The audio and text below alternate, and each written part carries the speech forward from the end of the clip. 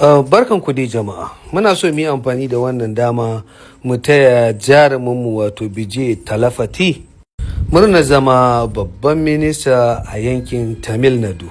Sannan kuma muna so mu sanar da ku cewa hakan ce domin taya shi murna mun yanke shawarar kawo muku wannan sabon fim din nasa, muka kuma sa masa suna babban minista. Mun yi haka ne sakamakon challenges da ya samu. An yi duk abin da za a yi kai har fitar da fim din aka yi ta barauniya hanya duk domin a sare masa gwiwa, amma ubangiji ya riga ya kadarta ya ce sai shi.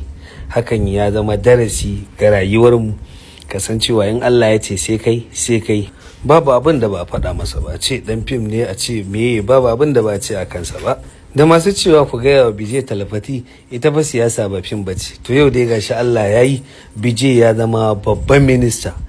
Kuma za mu sako muku wannan fim nasa da muka sa wa suna babban minista, wato fim ya zama gaskiya a ranar Lahadi mai zuwa insha Allah.